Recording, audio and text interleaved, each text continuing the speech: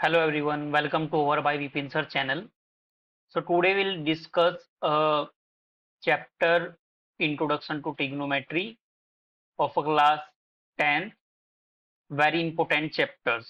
बहुत important chapters है और इसमें एग्जाम्स में काफी क्वेश्चंस आपको देखने को मिलते हैं. तो इस चैप्टर्स को हम प्रॉपर कवर करेंगे. But in this video we have covered only introduction to trigonometry, trigonometric ratios and उससे रिलेटेड जो क्वेश्चन हम यहाँ पे इस वीडियो में कवर्ड करेंगे. प्रॉपर अच्छी तरीके से अंडरस्टैंड करना है. ये चैप्टर काफी ज्यादा इंपॉर्टेंट है. आपके जो नेक्स्ट क्लास में जाओगे तो वहां पे भी ये इसके बहुत ज्यादा यूजेस इसके देखने को मिलते हैं. तो हम इसको यहाँ पे प्रॉपर अंडरस्टैंड करेंगे कि बेसिकली इसका मीनिंग क्या है, मतलब क्यों यूज करते हैं हम इसको. ठीक है, तो चलिए इसको स्टार्ट करते हैं. हम फिर यहाँ पे हम स्टार्ट करते हैं यहाँ पे कि इंट्रोडक्शन टू ट्रिग्नोमेट्री का बेसिकली इंट्रोडक्शन क्या है. तो यहाँ पे अगर मैं बात करूं अपने, the word trigonometry is derived from the Greek words. कैसा वर्ड है ये आपके पास ग्रीक वर्ड से ट्राई. ट्राई मीनिंग है थ्री. ट्राई का मीनिंग क्या है? थ्री. ठीक है. गोन, गोन मीनिंग है साइड्स.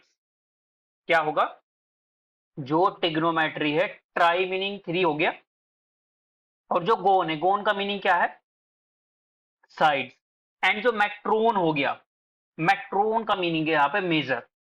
तो सिंपली इसका कंप्लीट अगर हम यहाँ पे मीनिंग अंडरस्टैंड करें तो वो आपके पास बन गया कि थ्री साइड्स का और जो उसकी मेजर्स का जो रिलेशन है वो ट्रिग्नोमेट्री है.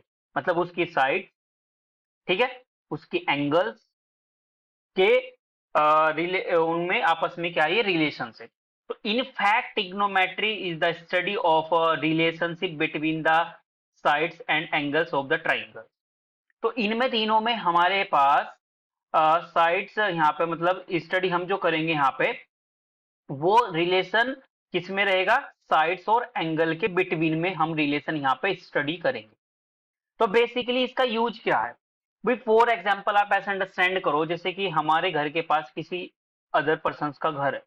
ठीक है, मुझे जानना है कि इसके जो उसका घर है, मेरे घर से उसका, मतलब किसी अदर पर्सन का घर है, तो उसकी जो मकान है, उसका जो घर है, उसका जो हाउस है, उसकी हाइट कितनी है. तो आप क्या करोगे? अपने घर से उसके घर का डिस्टेंस देख लोगे. एंड डिस्टेंस देखने के बाद आप मेजर कर लोगे कि एंगल कितना है. मतलब ये आपके पास यहाँ पे आपने मान लीजिए कुछ भी मान लो, आपने मान लिया कि ये 10 मीटर का यहाँ पे डिस्टेंस आपने ले लिया, और ये कुछ एंगल था आपके पास, मान लीजिए ये बना रहा है यहाँ पे 30 डिग्री एंगल. कुछ भी बना सकता है. तो अगर आपको एंगल पता चल जाए और क्या पता चल जाए कि उसका दूरी दूरी कितनी है, तो आप इसकी जो यहाँ पे ये आपके पास ये हाउस है, या जो भी आपके पास टावर बोल दो उसको, इसकी आप हाइट कैलकुलेट कर सकते हो. तो बेसिकली हम जब भी किसी की हाइट या कोई भी मतलब मेजरमेंट हम करते हैं आर्किटेक्चर्स वगैरह में, तो वहां पे ट्रिग्नोमेट्री का यूज होता है. ठीक है, क्लियर हो गया यहाँ तक बात? तो और इसके बारे में भी अंडरस्टैंड करते हैं. देखो, तो बेसिकली यहाँ पे हम अंडरस्टैंड करेंगे. देखो क्या क्या बताया कि हमने यहाँ पे क्या बताया कि trigonometry is a branch of mathematics that deal with the relationship between the sides and angle of a right angle triangle. अब जो हम यहाँ पे अपने जो मतलब ये जो मैथमेटिक्स के ब्रांच है, लेकिन हम ब्रांच में जो यहाँ पे रिलेशनशिप बिटवीन पढ़ेंगे साइड और एंगल, लेकिन वो जो आपके पास ट्राइंगल होगा वो कैसा ट्राइंगल होना चाहिए? रिमेंबर दैट वो राइट एंगल ट्राइंगल होना चाहिए. ये याद रखना है आपको. ठीक है. And second thing, it is widely used in a various fields such as engineering, navigation, architecture, astronomy, etc. जो मैंने बताया कि जो हम आर्किटेक्चर, इंजीनियरिंग, जो अपने बड़े बड़े मतलब बिल्डिंग्स बनाते, तो वहां पे हम ट्रिग्नोमेट्री का यूज करते हैं. ठीक है जी. The foundations of trigonometry is build up concept trigonometric ratios. Ratios है. ठीक है. तो बेसिकली हम यहाँ पे कुछ ट्रिग्नोमेट्रिक रेशियोज का भी कंसेप्ट यहाँ पे अंडरस्टैंड करेंगे, लेकिन रिमेंबर दैट कि जो ट्रायंगल यूज होगा वो राइट एंगल ट्रायंगल होगा। तो जैसे कि मैंने यहाँ पर राइट एंगल ट्रायंगल बनाया, ये इसमें क्या होगा, बेस, ये बेस और ये परपेंडिकुलर, ये हो गया हमारे पास हाइपोटेन्यूज। ठीक है, अब हम एक बार डिस्कस करते हैं, यहाँ पे ध्यान से अंडरस्टैंड करना मैं क्या बताने वाला हूं। अभी देखो मैंने क्या किया, यहाँ पे मैं बनाने वाला हूं अपना एक ट्राइंगल। मैंने एक ट्राइंगल बना दिया, यहाँ पे क्लियर होगी बात। अब इस ट्राइंगल में ये एंगल आपका कितना है, 90 डिग्री है यहाँ पे, क्लियर है। मैंने इसका नाम रख दिया सपोज, यहाँ पे ये मेरा ए हो गया, ये मेरा बी हो गया, ये मेरा सी हो गया, क्लियर है यहाँ तक। अब अगर मैं आपसे पूछूं यहाँ पे कि मुझे बताओ, अच्छा ये तो आपके पास ऑलवेज क्या रहेगा, हाइपोटेन्यूज रहेगा, ठीक है। तो मैं अगर आपसे पूछूं कि मुझे इसमें आप बताओ कि इसमें आप मुझे बताओ कि परपेंडिकुलर क्या होगा, और बेस भी मुझे बताओ आप इसमें क्या होगा, तो आप एकदम से बता दोगे कि जी इसमें बेस तो होगा मेरा बीसी और परपेंडिकुलर होगा मेरा ए बी। तो ये रोंग है। अब बोलोगी जी क्यों रोंग है, तो ध्यान से अंडरस्टैंड करो। बेसिकली हमारे पास जहां पे एंगल बनता है ना, सपोज ये एंगल हमने यहाँ पे थीटा ले लिया, तो जहां पे मेरा एंगल इंक्लाइंड होगा, जहां पे मेरा एंगल बन रहा होगा, उसके जस्ट ऑपोजिट, उसके जस्ट ऑपोजिट, उसके जस्ट ऑपोजिट वाली जो साइड होगी वो मेरी क्या होगी, परपेंडिकुलर होगी। क्लियर होगी बात, वो क्लियर होगी। अब जिस पे परपेंडिकुलर जिस पे स्टैंड होगा वो आपके पास क्या होगा, वो होगा आपके पास बेस। कि जी आपने फिर इनको गलत क्यों बता दिया, हाँ ये अभी सही है, लेकिन depends upon a inclined an angle, जहां पे एंगल बना है जस्ट उसके सामने। तो इन दिस फिगर मैं अगर मैं बात करूं तो यहाँ पे परपेंडिकुलर आपके पास ए बी ही है और बेस आपके पास बी सी ही है। तो ये आपको रिमेंबर रखना है कि जहां पे एंगल इंक्लाइंड होगा उसके जस्ट सामने वाली साइड परपेंडिकुलर, और जिस पे वो स्टैंड होगा वो बेस, एंड लॉन्ग साइड तो तुम्हें पता ही वो तो हाइपोटेन्यूज होगी 90 डिग्री के जस्ट ऑपोजिट साइड्स। यहां तक क्लियर होगा। इसको बहुत ज्यादा केयरफुली अंडरस्टैंड करना है, बिकॉज जब हम रेशियोज फाइंड आउट करेंगे तो वहां पे कंफ्यूजन क्रिएट ना हो। ठीक है जी, जहां पे एंगल बनेगा उसके जस्ट सामने वाली साइड परपेंडिकुलर, और जिस पे स्टैंड होगा वो बेस। क्लियर होगी यहाँ तक बात। अभी ये अगर बात क्लियर है तो आपने प्रीवियस क्लास में भी स्टडी किया होगा कि ये अगर राइट एंगल ट्राइंगल में है तो राइट एंगल ट्राइंगल में हम क्या यूज करते हैं, हम पाइथागोरस थ्योरम यूज करते हैं। ठीक है जी, क्या यूज करते हैं, पाइथागोरस थ्योरम। तो मैं बात करूं यहाँ पे इन राइट एंगल ट्राइंगल, क्या नेम है इसका, ए बी सी। तो इसमें अगर मैं बात करूं, मेरे पास फॉर्मूला होता है ये, एच का स्क्वायर इक्वल टू बेस का स्क्वायर प्लस परपेंडिकुलर का स्क्वायर। यहां तक क्लियर है, ये जनरल पाइथागोरस थ्योरम का हमारे पास होता है। ठीक है जी, तो हमने यहां पे किसका यूज किया, बाय पाइथागोरस थ्योरम का यूज किया। क्लियर है, हमने किसका यूज किया, अपने पाइथागोरस थ्योरम का। तो अभी अगर मैं यहां पे बात करूं, आपने ये निकाल दिया यहां पे, क्लियर। तो आप यहां से अगर बेस निकालना चाहो तो आप इसको ऐसे भी तो लिख सकते हो ना। देखो इसको हम ऐसे भी लिख लेते हैं यहाँ पे, अंडर रूट में बेस का स्क्वायर प्लस परपेंडिकुलर का स्क्वायर, क्योंकि जो स्क्वायर है वो उधर क्या में चला जाएगा, रूट में चला जाएगा। तो इस तरीके से मैं बेस को क्या लिख सकता हूँ, हाइपोटेन्यूज का स्क्वायर माइनस परपेंडिकुलर का स्क्वायर। ठीक है, ये भी मैं यहाँ पे लिख सकता हूँ। क्लियर, तो इसको मैं ऐसे भी तो लिख सकता हूँ, फिर यहाँ पे बेस इक्वल टू ये आ जाएगा मेरे पास हाइपो का स्क्वायर माइनस परपेंडिकुलर का स्क्वायर। क्लियर होगी बात।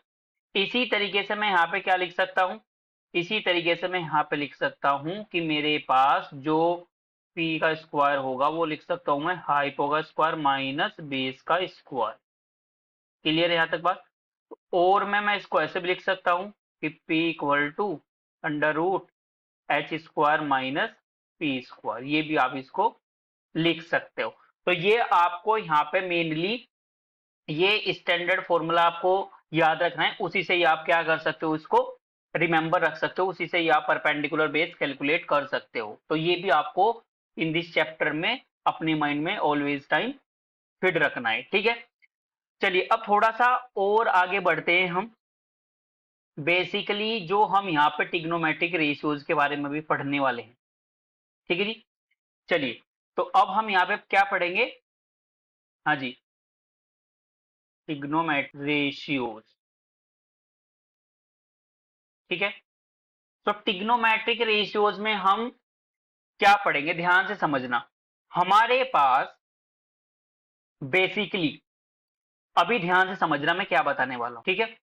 मैंने क्या किया यहाँ पे, अपना ये ट्राइंगल बना दिया, राइट एंगल ट्राइंगल, और इसका नेम मैंने रख दिया यहाँ पे ए बी सी, ये होगा मेरा राइट एंगल ट्राइंगल।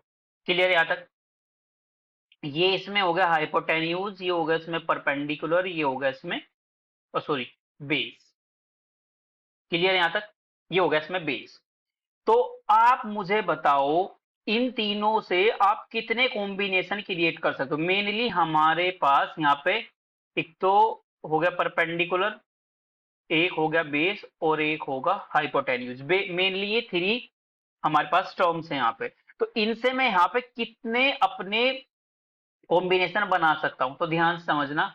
मैं एक तो लिख सकता हूं यहाँ पे परपेंडिकुलर अपॉन हाइपोटेन्यूज, या फिर मैं लिख सकता हूं बेस अपॉन हाइपोटेन्यूज, या फिर मैं लिख सकता हूं परपेंडिकुलर अपॉन बेस। लिख सकता हूं, नहीं लिख सकता हूं, बिल्कुल लिख सकता हूं। अब अगर ये लिख सकता हूं तो मैं इनका कन्वर्स भी लिख सकता हूं। कन्वर्स मतलब मैं इनका उल्टा भी लिख सकता हूं, ऐसे h upon p, h upon b, और बी अपॉन पी, ठीक है। तो यानी कि इन थ्री टर्म्स से हम ये सिक्स टर्म्स यहाँ पे क्रिएट कर सकते हैं, राइट। तो अभी ध्यान से समझना, जो बेसिकली हमारे पास यहाँ पे टिग्नोमेट्रिक रेशियोज रहने वाले हैं वो कौन कौन से रहने वाले हैं, इनको ध्यान से अंडरस्टैंड करना है आपको। अब जो आपके पास P अपॉन एच है, इसको बोलते हैं हम साइन, ठीक है। इसको अगर मैंने एंगल का नाम यहाँ पे थीटा दे दिया तो बन जाएगा साइन थीटा। एंड इसको बोलते हैं हम कोस थीटा, इसको बोलते हैं टेंजेंट यानी कि टेन थीटा। एंड इसको बोलेंगे हम, अब जो साइन है उसका जो उल्टा होगा आपके पास यहाँ पे, इसका जो उल्टा होगा यानी कि कोसेक थीटा। इसी तरीके से कोस का हो जाएगा सेक थीटा, इसी तरीके टेन का हो जाएगा आपके पास कोट थीटा। तो अगर आपने साइन कोस टेन के ये फॉर्मूले रिमेंबर रख लिए तो आप कोसेक सेक और कोट के भी फॉर्मूले राइट कर सकते हैं। कंफ्यूज नहीं होना बिल्कुल, मैं अभी आपको ट्रिक भी बताऊंगा इनको रिमेंबर रखने की, ठीक है। चलिए तो अभी इनकी ट्रिक क्या है। देखो वैसे तो बहुत सारे ट्रिक्स है, बट जो मैंने स्टडी की है, मतलब मैंने जो अपनी क्लास में, जब मैं 10th क्लास में जो मैंने याद रखी थी, तो बेसिकली अभी मैं दो तीन बताऊंगा, ठीक है। जो उनसे आपको अच्छी लगे वो आप यूज कर सकते हो। इसको हम ऐसे भी याद रख सकते हैं, पंडित बद्रीनाथ प्रसाद हर हर बोले, ठीक है। मतलब पंडित बद्रीनाथ प्रसाद का मतलब ये होगा पंडित बद्रीनाथ, यहाँ पर आपके पास, और अपोन में क्या लिख दोगे तुम, हर हर बोले, ठीक है जी। हाँ जी ठीक है। अब ये कंसेप्ट तुमने याद रख लिया इसके अपोन में, तो ये आपके पास याद हो जाएगा। या फिर आप ऐसे भी लिख सकते हो, पाकिस्तान, क्या लिख सकते हो, हाँ, कि या पाकिस्तान वाली टर्म भी याद रख सकते हो, या फिर ऐसे लिख सकते हो आप यहाँ पे, ये भी अच्छा रहेगा। कैसे कि पापा बीड़ी पियोगे, उन्होंने बोले हाँ हाँ बेटा। क्या बोला? पापा बीड़ी पियोगे? हाँ हाँ बेटा। ऐसे भी याद रख सकते हो इसको आप। ठीक है। हाँ जी।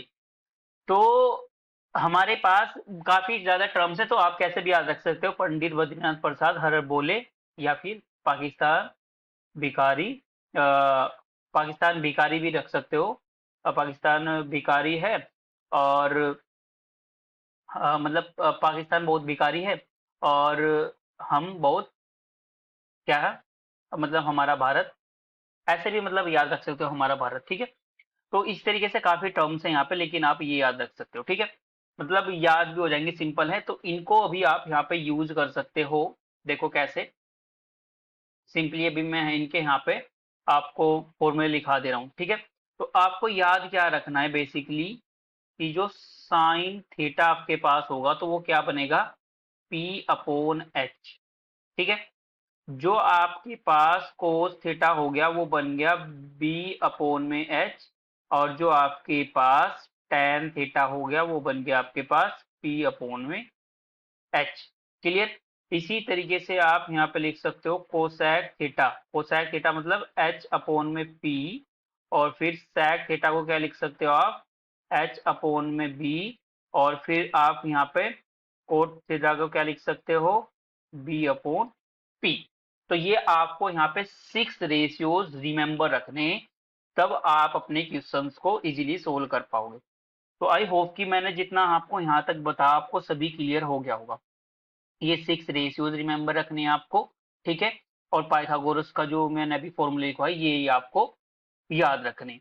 चलिए अब हम अपनी एक्सरसाइज 8.1 से कुछ क्वेश्चंस यहाँ पे डिस्कस करते हैं, तो आपको इनका पता भी चल जाएगा कि कैसे इनको हम यूज करेंगे। ठीक है। तो एक्सरसाइज 8.1 से हम क्वेश्चन फर्स्ट लेते हैं। इसमें क्या बोला है, ये बोला है कि in triangle ABC right angle at B. एक ट्राइंगल एबीसी है जिसमें बी पर क्या है, राइट एंगल बन रहा है। A B 24 centimetre, base equal to 7 centimetre. Determine, आपको डिटरमाइन करना है, दो पार्ट दिए, साइन ए कोस ए, साइन सी कोस सी, ये आपको यहाँ पे डिटरमाइन करने, निकालने। ठीक है। तो चलिए इनका हम सॉल्यूशन यहाँ पे अंडरस्टैंड कर लेते हैं, सॉल्यूशन। ठीक है। तो सॉल्यूशन में क्या होगा, ध्यान से अंडरस्टैंड करना। हम सबसे पहले अपना बना लेंगे एक राइट एंगल ट्राइंगल यहाँ पे। ठीक है जी, बना लिया, जिसका नेम मुझे रखना है ए बी सी। क्या रखना है मुझे, और बी पे तो मुझे क्या बन गया यहाँ पे, 90 डिग्री बन गया, ये मेरा ए हो गया, ये मेरा सी हो गया ये। ठीक है। मेरे को ये गिवन है कि ए बी मेरा 24 सेंटीमीटर है, और बी सी मेरा है 7 सेंटीमीटर। ठीक है। 7 सेंटीमीटर गिवन है।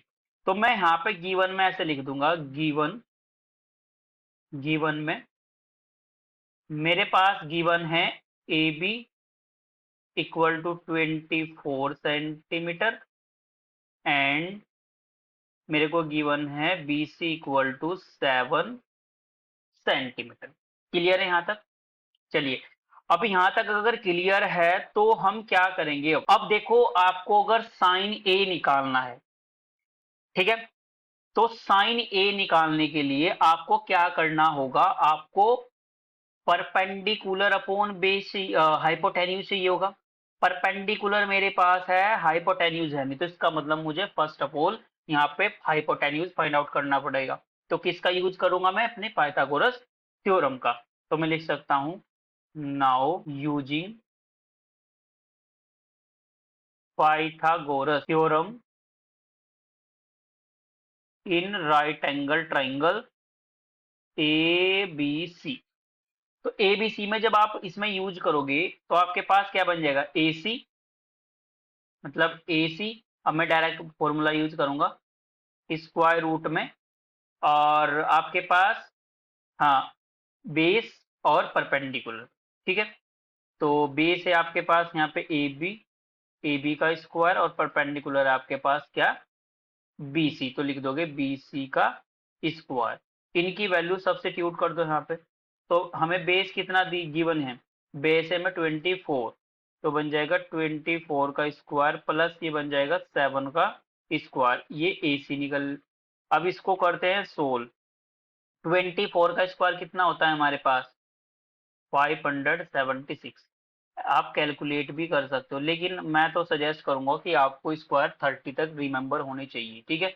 बट अगर फिर भी अगर आपको कंफ्यूजन है तो मैं यहाँ पे करके दिखा देता हूँ। 4 2 जा 8 और 1 9 और 2 4 जा 8, 2 2 जा 4 और 1 5 6 7, यहाँ पे क्या जाएगा 2 2 जा 4 आएगा ना ये। तो देखो ये आ जाएगा, बट रिमेंबर मैं आपको सजेस्ट करूंगा 25 तक आपकी स्क्वायर रूट रिमेंबर होनी चाहिए। और 49, अब इन दोनों को अगर आप ऐड करोगे तो क्या बन जाएगा आपके पास 625। अब स्क्वायर रूट निकालना आप अपनी प्रीवियस क्लास 8 क्लास में अंडरस्टैंड कर आए होंगे। तो कैसे करते हैं? 625 किसका स्क्वायर रूट होता है? वो होता है 25 का स्क्वायर रूट। क्लियर? तो दैट मीन्स कि हमने हाइपोटेन्यूज भी यहाँ पे कैलकुलेट कर लिया। तो अब एक चीज याद रखनी है आपको, ये जो मैंने फिगर ड्रॉ कर रखा है ये आपको ए एंगल्स की वैल्यू देगा, क्योंकि मेरे पास ए है तो यानी कि ए देगा, तो इसके लिए परपेंडिकुलर ही हो जाएगा। तो जब मैं सी बनाऊंगा तो सी के लिए ये हो जाएगा। तो ध्यान रखना है, जब ए ये होगा तो परपेंडिकुलर ही होगा, जब सी पे मेरा एंगल बनेगा तो उस कंडीशन में परपेंडिकुलर ही हो जाएगा, बेस ही हो जाएगा। तो इसमें कंफ्यूजन नहीं होना आपको, ठीक है। तो चलिए अब हम कैलकुलेट कर लेते हैं अपने फर्स्ट पार्ट में। हमें निकालना है साइन ए। तो साइन ए का फॉर्मूला क्या होता है हमारे पास? परपेंडिकुलर। परपेंडिकुलर हमारे पास क्या है यहाँ पे? परपेंडिकुलर हमारे पास BC, तो हम लिख देंगे यहाँ पे BC, और अपॉन में हाइपोटेन्यूज। हाइपोटेन्यूज हमारे पास क्या है? AC, तो लिख देंगे AC। तो P परपेंडिकुलर कितना है हमारे पास? 7, और अपॉन में 25। क्लियर है यहाँ तक? क्या यहाँ तक क्लियर है? बिल्कुल ठीक है। अगर यहाँ तक क्लियर, वैसे देखो मैं आपको एक बात पहले बता देता हूँ, ये बात भी वैसे काफी मतलब अच्छी है कि बेसिकली जब भी हमें, चलो अभी अगले क्वेश्चन में डिस्कस करूंगा, उसमें सिंपली हमें दे रखी थी तो इसमें तो नेसेसरी नहीं थी, बट आगे हम डिस्कस करेंगे, ठीक है। चलिए इसके बाद निकालना है कोस ए, राइट। कोस ए, तो कोस ए का क्या बनेगा? बेस अपॉन में हाइपोटेन्यूज। अभी बेस क्या है हमारे पास? A B. बेस तो क्या है? ए बी, और हाइपोटेन्यूज हमारे पास क्या है? ए सी। दैट मीन्स बेस कितना निकला हमारा? 25 और 24, और हाइपोटेन्यूज 25। तो ये तो हो गया आपके पास फर्स्ट पार्ट के आंसर। अभी सेकंड वाले के लिए ध्यान से अंडरस्टैंड करना है, उसके लिए निकालना है मुझे साइन सी ना, साइन सी, राइट। हाँ, साइन सी कोस सी। तो साइन सी के लिए परपेंडिकुलर, अब ध्यान से अंडरस्टैंड करना। अब हम इसके लिए बात करें तो मेरे पास परपेंडिकुलर कौन होगा? ए बी, ठीक है। मैं अलग से चलो यहाँ पे बना भी देता हूँ जिससे तुम्हें कंफ्यूजन ना हो। मैं इसको सी को यहाँ पे रख दूंगा, बी तो मेरा फिक्स्ड है क्योंकि यहाँ पे तो 90 बनना है, ए मेरा यहाँ पे चला जाएगा। अब जो मेरा ए बी है वो मेरा कितना है? 24 सेंटीमीटर है, और जो मेरा बी सी है वो कितना है मेरे पास? 7 सेंटीमीटर, और ये मेरे पास कितना है? 25 सेंटीमीटर। ऐसा सिंपल है, ठीक है। तो परपेंडिकुलर, तो इसमें परपेंडिकुलर तो क्या बन जाएगा? ए बी, और हाइपोटेन्यूज क्या बन जाएगी? ए सी, वो तो ए सी रहेगी। तो परपेंडिकुलर मतलब 24 अपॉन में 25, राइट। इसी तरीके से आप निकाल दोगे यहाँ पे, क्या निकालना है? कोस सी, ठीक है। फिर निकाल दोगे आप कोस सी। तो कोस सी आपके पास क्या जाएगा? बेस, बेस मतलब BC, और अपॉन में हाइपोटेन्यूज मतलब AC। तो मतलब 7 अपॉन में कितना जाएगा? 20, ये आ जाएगा, ठीक है। 20 आ जाएगा, 25 आ जाएगा, राइट। तो इस तरीके से आपने अपने क्या करे जो रेशियोज थे वो कैलकुलेट कर लिए। सिंपल है बिल्कुल। तो ये ध्यान रखना है कि जो उसके लिए बेस होगा उसके लिए क्या बन जाएगा आपके पास? ये बन जाएगा, ठीक है। आई होप कि आपको ये क्वेश्चन क्लियर हो गया हो। चलो नेक्स्ट क्वेश्चन की ओर बढ़ते हैं। नेक्स्ट क्वेश्चन में हमें दिया है कि in figure 8.13 find tan p minus coat r, ठीक है। क्या दिया है? tan p minus coat r, और हमें ये हमारे पास फिगर दिया है। तो इस फिगर का यूज करके मैं tan p minus cot R निकालता हूँ। अगर मैं फिगर को ध्यान से अंडरस्टैंड कर रहा हूँ तो मेरे को पी क्यू गिवन है और पी आर गिवन है, तो मेरे को क्यू आर मतलब tan p मेरे को परपेंडिकुलर अपॉन बेस होता है, तो बेस से ये होगा क्योंकि tan p है, तो मतलब ये मेरे पास p एंगल यहाँ पे, r एंगल आपके पास यहाँ पे है, तो मतलब मुझे बेस भी चाहिए होगा। ठीक है, तो सबसे पहले मैं क्या करूंगा, अपना बेस कैलकुलेट कर लूंगा, मतलब क्यू आर कैलकुलेट करूंगा। वो किससे कैलकुलेट करेंगे, पाइथागोरस थ्योरम से। ठीक है, तो सबसे पहले आप यहाँ पे गिवन में लिख लोगे, गिवन जो आपको गिवन है वो लिख लोगे आप, गिवन में लिख लोगे आपको पी क्यू गिवन है 12 centimetre and P R given है 13 सेंटीमीटर। ठीक है, so now using Pythagoras theorem. ठीक है, थोड़ा हमने शॉर्ट में लिख दिया, थ्योरम लिखा मैंने है ना, तो उसको प्रॉपर लिख देते हैं, थ्योरम। ठीक है, तो यहां से जब हमने using Pythagoras theorem in right angle triangle P Q R में, तो मेरे को निकालना है क्यू आर। ठीक है जी, तो क्यू आर निकालने के लिए मैं यहाँ पे जो मेरा बेस होगा ये मैं यूज करूंगा यहाँ पे हाइपोटेन्यूज, मतलब पी आर का स्क्वायर माइनस पी क्यू का स्क्वायर। तो पी आर आपके पास क्या है, वो है आपके पास 13 का स्क्वायर माइनस 12 का स्क्वायर। तो 13 का स्क्वायर कितना होता है 169 और इसका कितना होता है 144। तो सब्ट्रैक्ट जब आप करोगे तो रूट में कितना जाएगा 25 और ये किसका होता है 5 का। तो मतलब बेस आपके पास निकल गया इसका 5 सेंटीमीटर। क्लियर है यहाँ तक बात, क्योंकि क्यू आर आपके पास कितना निकल गया यहाँ से 5 सेंटीमीटर। क्लियर है, तो अब आप अपना यूज करोगे, बस सिंपल है। ठीक है जी, चलिए बात करते हैं अपने, अभी आपको निकालना है tan p और कोट r, तभी तो चाहिए होगा। तो अब आप क्या करोगे यहाँ पे, नाउ आप यूज करोगे tan p मतलब परपेंडिकुलर अपॉन में बेस। तो परपेंडिकुलर की अगर मैं बात करूं यहाँ पे, तो परपेंडिकुलर, अब ध्यान से समझना, मैं निकाल रहा हूं tan p, तो tan p, p के सामने वाला perpendicular Q R, remember that Q R, और बेस, बेस क्या रहेगा पी क्यू, बेस रहेगा पी क्यू, मतलब कि अब पी क्यू आर कितना है आपके पास, क्यू आर है 5 और ये कितना है 12, तो रहेगा 5 अपॉन में 12। इसी तरीके से आप निकाल दोगे कोट आर। ठीक है जी, कोट आर निकालोगे तो कोट में क्या रहेगा आपके पास, कोट का फॉर्मूला क्या होता है, कोट किसका उल्टा होता है, हाँ tan का कोट, यानी कि क्या रहेगा बेस अपॉन दिस। तो यानी कि अब की बार बेस कौन रहेगा, क्योंकि आर आर निकाल रहा हूं ना मैं, तो आर के सामने वाला तो परपेंडिकुलर तो ये रहेगा, बेस रहेगा क्यू आर, बेस रहेगा क्यू आर, और परपेंडिकुलर कौन रहेगा, बेस क्या रहेगा हमारे पास, हाँ बेस रहेगा क्यू आर और परपेंडिकुलर क्या रहेगा पी क्यू। राइट, तो मतलब ये कितना आ जाएगा, ये भी आपके पास आ जाएगा 5 अपॉन में 12। तो आपको क्या निकालना है, tan p minus cot R equal to आ जाएगा 5 अपॉन में 12 माइनस 5 अपॉन में 12, तो इसको सब्ट्रैक्ट करोगे तो 0, तो ये आ गया इसका आंसर। सिंपल था।